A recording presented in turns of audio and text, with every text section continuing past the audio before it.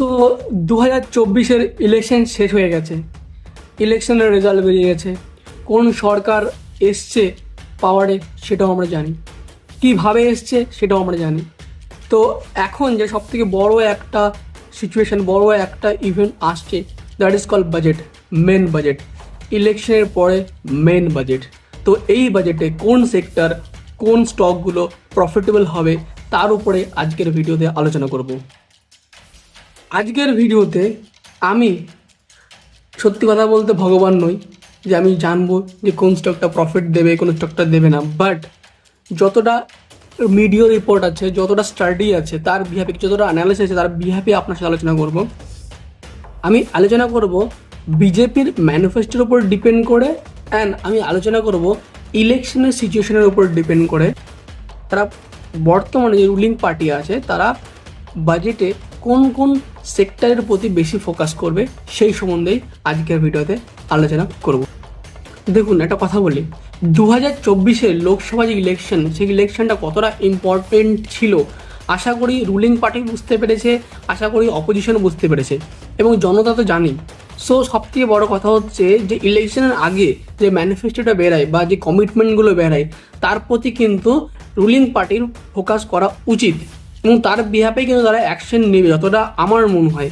কেননা একই ভুল মানুষ বারবার তো করবে না, কেননা নেক্সট যে ইলেকশন হবে ফিউচারে তার প্রতি তারা চাইবে যে যেই ভুলগুলো তারা করেছে সেই ভুলগুলো যেন তারা রিপিট না করে।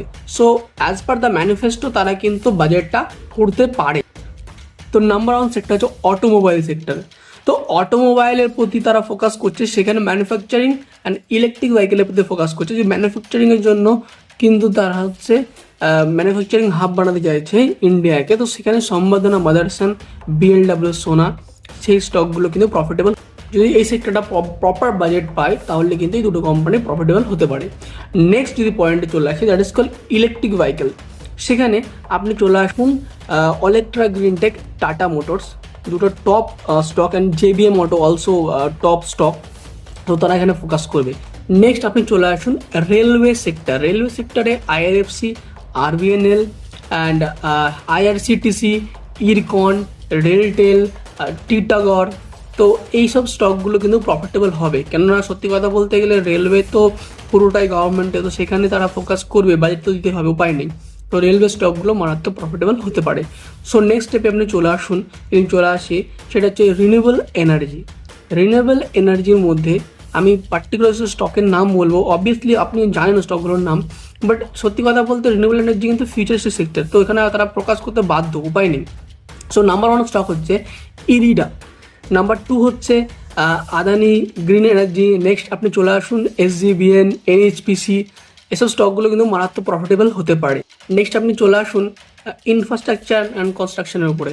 সো সেখানে আপনার সব থেকে বড় কোম্পানি যদি বলি, হার্ডকো আছে, এনভিসি আছে, তারা কিন্তু এখানে ফোকাস করবে এবং সব স্টকগুলো মারাত্মক প্রফিটেবল হবে। নেক্সট আপনি চলে আসুন, যদি এখানে ফোকাস করে ইনফ্রা অ্যান্ড আপনার কনস্ট্রাকশন, সেখানে হচ্ছে আপনার সিমেন্ট কোম্পানি আছে অ্যান্ড স্টিল কোম্পানি আছে। সিমেন্ট কোম্পানির মধ্যে আপনি চলে আসুন ACC, UltraTech cement, Ambuja cement. And যদি আমি স্টিলের মধ্যে চলে আসি তাহলে টাটা স্টিল, জেএসডব্লিউ স্টিল, সব বড় বড় কোম্পানিগুলো কিন্তু প্রফিটেবল হবে।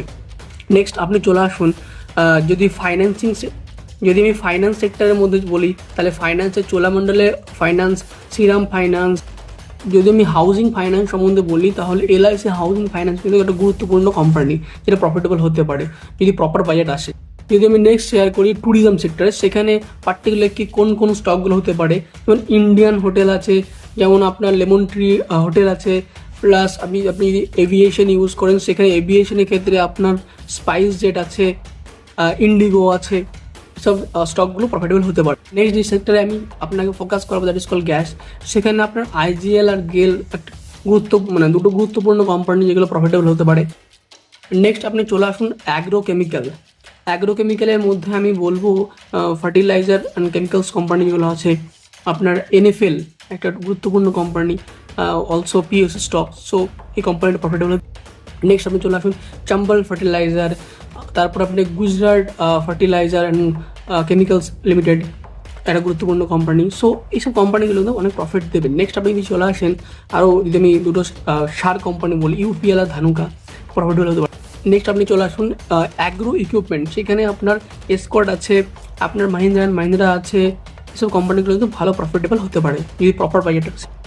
এবার সব থেকে গুরুত্বপূর্ণ সেক্টরে দ্যাট ইজ কল ডিফেন্স। ডিফেন্সের মধ্যে দেখুন, সত্যি কথা বলতে অ্যাজ পার মিডিয়া রিপোর্ট 50,000 কোটি টাকার একটা প্রজেক্ট আছে ডিফেন্সের উপরে, ইনভেস্টমেন্ট আছে। সো এখনও অফিসিয়াল নয়, বাট যদি আমি পার্টিকুলার স্টকগুলোর নাম বলি, এইগুলো কিন্তু প্রফিটেবল হবে যদি প্রপার বাজেট। নাম্বার 1 হচ্ছে হ্যাল, নাম্বার 2 হচ্ছে কোচিং শিপইয়ার্ড, ম্যাসডক, ভারত ইলেকট্রনিক্স, এসব স্টকগুলো কিন্তু ভালো প্রফিট আপনাকে দিতে পারে। যদি আমি আইটি সেক্টরের প্রতি ফোকাস করি বা আর্টিফিশিয়াল ইন্টেলিজেন্সের প্রতি ফোকাস করি, তাহলে কিন্তু দুটো কোম্পানি খুব গুরুত্বপূর্ণ কোম্পানি, একটা হচ্ছে হ্যাপিয়েস্ট মাইন্ড আর একটা হচ্ছে টাটা এলেক্সি। যদি আমি অ্যাজ পার ম্যানিফেস্টো অফ বিজ্ঞাপন বলি, তাহলে কিন্তু তারা হচ্ছে টিয়ার 2 টিয়ার 3 কনজামশন বাড়াবে এবং গ্রামেরও কনজামশন বাড়াবে। সেখানে কিন্তু অ্যাজ পার দ্য বাজেট, হ্যাঁ, সেখানে যদি কৃষকদের ইনকাম তারা বাড়াতে ফোকাস করে এবং কনজামশন বাড়াতে ফোকাস করে, শুধু কৃষক না, যারা হচ্ছে দরিদ্র শ্রেণীর লোক আছে তাদের যদি কনজামশন বাড়াতে ফোকাস করে, তাহলে কিন্তু এফএমসিজি কোম্পানিগুলোর কিন্তু প্রফিট অ্যান্ড সেলসগুলো অনেক বাড়বে। সেখানে আপনি চলে আসুন হিন্দুস্তান ইউনিলিভার অ্যান্ড ডাবর, অনেক বড় কোম্পানি, তারা কিন্তু প্রফিটেবল হবে। নেক্সট আপনি চলে আসুন যতগুলো আপনার রুলিং গভর্নমেন্টের সাপোর্টার স্টক আছে, যদি আমি বলি, ঠিক আছে, তাহলে সবথেকে বড় হচ্ছে আদানির যতগুলো স্টক আছে, আদানি প্লাস আপনার আম্বানির যতগুলো স্টক আছে, সেখানে আপনি ফোকাস করতে পারেন। নেক্সট আপনি চলে আসুন ম্যাক্রোটেক ডেভেলপার। তো ম্যাক্রোটেক ডেভেলপার হচ্ছে মঙ্গল রাওয়াত লোহাজির এটা কোম্পানি। সো বুঝতেই পারছেন তো কোম্পানিটা কতটা প্রফিটেবল। নেক্সট আপনি চলে আসুন পতঞ্জলি ফুড, যেটা আছে সেখানে কিন্তু আপনি জানেন যে বাবা রামদেবের কোম্পানি, তো সেটাও কিন্তু প্রফিটেবল হতে পারে প্রপার বাজেট আসে। নেক্সট আপনি চলে আসুন অনিল আগরওয়ালজির যে কোম্পানি আছে বেদান্ত, সেখানে আপনি ফোকাস করতে পারেন, সেখানে সেটা কিন্তু প্রফিটেবল হবে, ভালো প্রফিট দেবে। নেক্সট আপনি চলে আসুন চন্দ্রবাবু নাইডুজির কোম্পানি হেরিটেজ ফুড, কতটা ইম্পর্টেন্ট আপনি জানেন, আশা করি বাত কিছু বলা লাগবে না। নেক্সট আপনি চলে আসুন জিন্দাল স্টিল, হ্যাঁ, নবীন জিন্দাল বাবুর কোম্পানি, তো কতটা প্রফিটেবল হতে পারে আপনি জানেন। নেক্সট আপনি চলে আসুন আমার রাজা ব্যাটারি, হ্যাঁ, অল আর রুলিং গভর্নমেন্ট সাপোর্টার্স। আমি এই ভিডিওটায় যেসব সেক্টরের সম্বন্ধে আলোচনা করেছি বা যেসব স্টক সম্বন্ধে আলোচনা করেছি, কোনো সেক্টর বা কোনো স্টক কিন্তু বাইং বা সেলিং রেকমেন্ডেশন নয়। আপনারা আপনাদের মূল্যবান টাকা নিজের অ্যানালাইসিস অথবা কোনো এক্সপার্টিজের মাধ্যমে, সেবি রেজিস্টার্ড এক্সপার্টিজের মাধ্যমে কিন্তু আপনি বাই বা সেল করতে পারেন। তো thank you so much, have a great day.